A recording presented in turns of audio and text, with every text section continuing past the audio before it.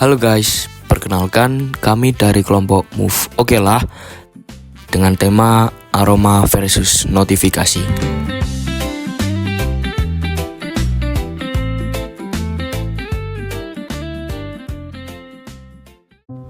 Tahun 2026, Indonesia menjadi salah satu negara dengan pertumbuhan e-commerce tercepat di Asia Tenggara. Ribuan transaksi terjadi setiap detik melalui platform seperti Shopee dan Tokopedia. Namun, di balik kemudahan itu, muncul pertanyaan besar. Bagaimana nasib penjual pasar tradisional? Apakah kemajuan teknologi membawa keadilan sosial bagi semua, atau justru memperlebar kesenjangan?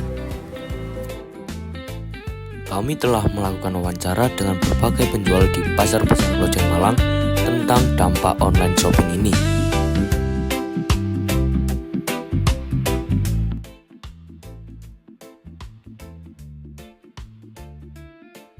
Ayo. Tapi Pak, sebelumnya dari Bapak siapa? Iya. Bapak Purjana. Kami dari kelompok Delima Move ingin mewawancarai Bapak, apakah Bapak bersedia? Jadi sudah berapa lama sih Bapak berdagang di sekitar pasar di sini, Pak? 1 tahun. Terus 1 tahun. 1 tahun lebih. Selama 1 tahun ini apa yang membuat Bapak betah bekerja di sini? Nyaman ya. Sejak kehadiran shopping online yang diskonnya besar-besaran itu, apa sih Pak dampaknya ke toko-toko yang nggak punya shopping online?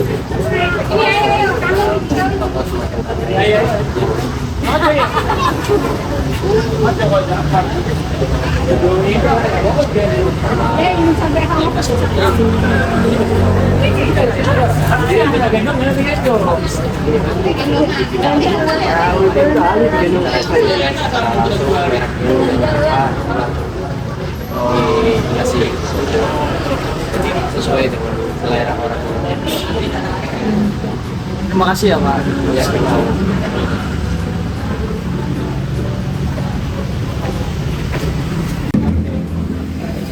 Sebelumnya dari Bapak siapa?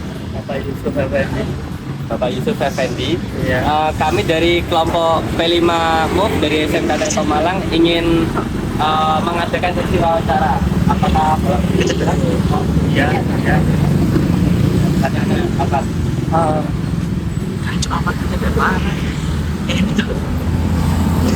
Sudah berapa lama sih Bapak berjualan? 8 tahun.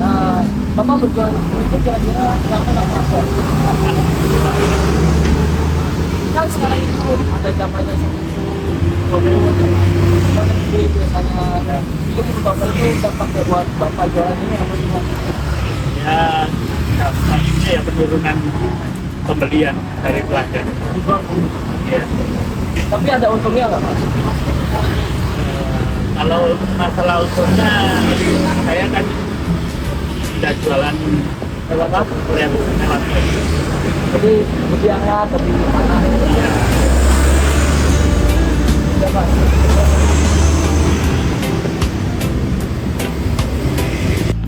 Oke teman-teman, sekarang kelompok Oke lah sudah selesai melakukan wawancara di pasar besar di Dalam Kojen. Ya, terima kasih. According to data from the Central Statistic Agency, e-commerce transactions in Indonesia have continued to increase over the past 5 years. Meanwhile, surveys show that some market vendors are experiencing a decline in in-person purchase. This means that people consumption patterns are shifting from face-to-face to click and deliver.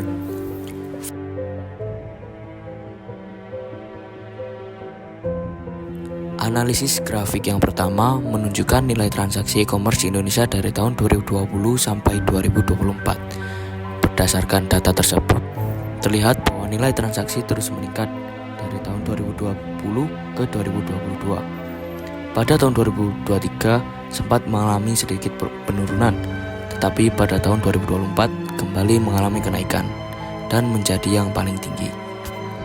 Analisis grafik yang kedua menunjukkan jumlah pengguna internet di Indonesia dari tahun 2020 sampai 2024. Dari grafik tersebut terlihat bahwa jumlah pengguna internet terus bertambah setiap tahun.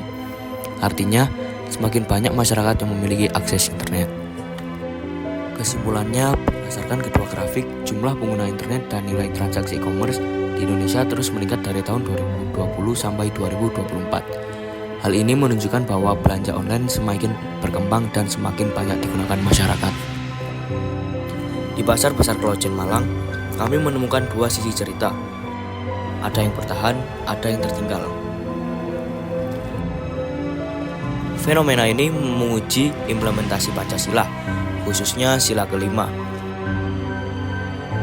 Keadilan sosial bagi seluruh rakyat Indonesia. Apakah semua pedagang memiliki akses dan kemampuan yang sama untuk bersaing di era digital? Atau hanya mereka yang menguasai teknologi yang bisa bertahan?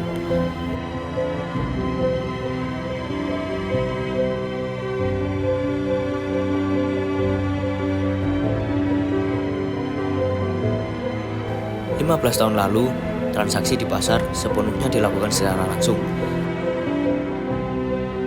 Kini, sebagian pembeli memilih belanja dari rumah. Disrupsi teknologi menjadi pemicu utama perubahan ini. Fenomena ini bukan hanya tentang pasar dan online shop. Ini tentang bagaimana kita sebagai generasi SMK harus siap beradaptasi. Kompetensi digital bukan lagi pilihan, melainkan kebutuhan. Tantangannya bukan menolak perubahan, tapi memastikan perubahan itu adil dan inklusif.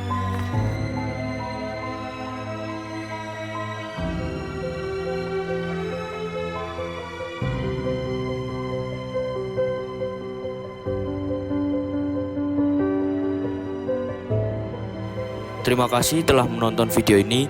Akhir kata dari kami, tim Move Okelah menyampaikan zaman owah wong kudu melu opah.